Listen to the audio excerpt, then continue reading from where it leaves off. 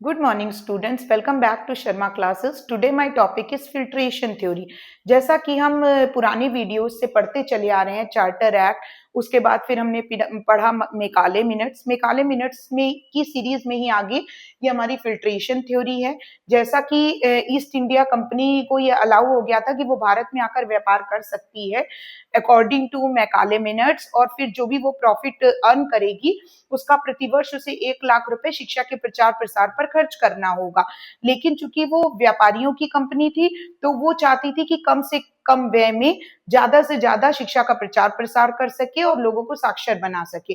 तो उन्हीं चीजों को ध्यान में रखते हुए मैकाले ने ही इस थ्योरी का निस्यंदन सिद्धांत का प्रतिपादन किया था। फिल्ट्रेशन थ्योरी कहते हैं इसे, जिसमें फिल्ट्रेशन का अर्थ होता है, निस्यंदन का अर्थ होता है छानना या छनकर नीचे आना। फिल्ट्रेशन मीन्स टू फिल्टर और पास ग्रेजुअली थ्रू लेयर्स। इस सिद्धांत के अनुसार यह कहा गया था कि अंग्रेजी शिक्षा पहले समाज के उच्च वर्ग जैसे जमींदार, राजा, अमीर और ऊंचे पद पर बैठे भारतीयों को दी जानी चाहिए, और फिर वह शिक्षा ऊंचे वर्ग से स्वयं धीरे धीरे सामान्य जनता तक छनकर पहुंच जाएगी। According to this theory, education should first be given to the upper class and elite class of Indian society as landlords, princes, or wealthy people. These educated elites would then filter down knowledge and ideas to the lower classes of the society. इस प्रकार निस्यंदन theory के कुछ main points भी थे, जैसे कि Macaulay ने निस्यंदन theory में अंग्रेजी शिक्षा केवल ऊंचे और संपन्न वर्गों को दी जाए ये कहा था। फिर इन्होंने ये भी कहा था कि ये शिक्षित लोग समाज के निचले वर्गों तक शिक्षा और विचारों का प्रसार करेंगे। फिर नेक्स्ट पॉइंट में इन्होंने कहा कि भारतीयों को पश्चिमी ज्ञान, साहित्य, विज्ञान और संस्कृति से परिचित कराया जाए, यानी कि पहले जो भारतीय संस्कृति से परिचित रहते थे, ज्ञान का प्रचार प्रसार होता था। चूंकि मैकाले के मिनट्स में भी यही बात कही गई थी कि वेस्टर्न कल्चर को डेवलप किया जाए, वेस्टर्न मेथड से हम पढ़ेंगे जो कि इंग्लिश मेथड था। फिर उसके बाद इसका उद्देश्य ऐसा वर्ग तैयार करना था जो कि अंग्रेजों और भारतीयों के बीच सेतु का काम करे, वरना वो यानी कि वो अंग्रेजों और भारतीयों के बीच सेतु का काम करे जिससे उनको जोड़े।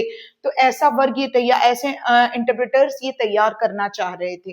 फिर अकॉर्डिंग टू मैकाले उन्होंने कहा था कि we must create a class of person. मैं ऐसे क्लास ऑफ पर्सन क्रिएट करना चाहता हूँ जो कि इंडियन इन ब्लड हो, ब्लड के रूप में इंडियन हो, कलर के रूप में इंडियन हो, लेकिन उनका टेस्ट, ओपिनियन, मॉरल और इंटेलेक्ट जो है वो इंग्लिश होना चाहिए।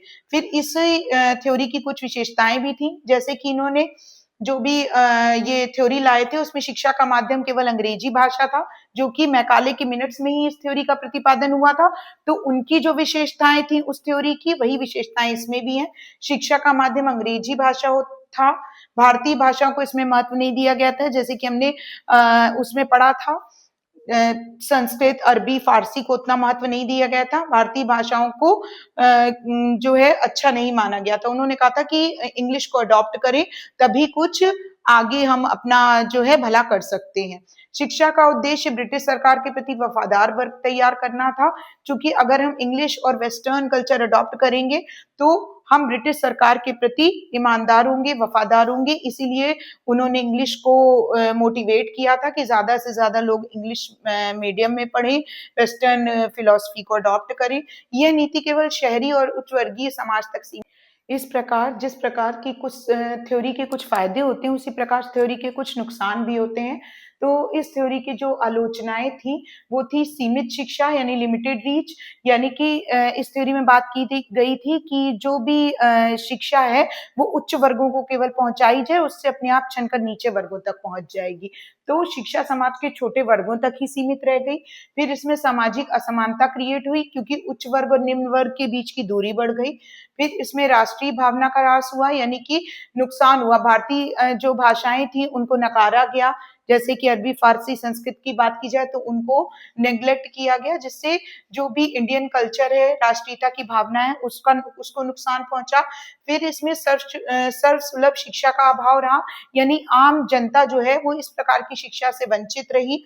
तो इस सिद्धांत को अगर ओवरऑल तौर पे देखा जाए तो इस सिद्धांत का उद्देश्य भारतीय समाज में पश्चिमी विचारों का प्रचार प्रसार करना तो था, लेकिन इन्होंने जो है इस थ्योरी, जब ये थ्योरी क्रिएट हुई तो इसने भारतीय समाज में असमानता फैला दी। तो इस प्रकार ये थी फिल्ट्रेशन थ्योरी। अगर आपको हमारा ये वीडियो पसंद आया हो तो प्लीज लाइक, सब्सक्राइब और शेयर जरूर करें। Thank you.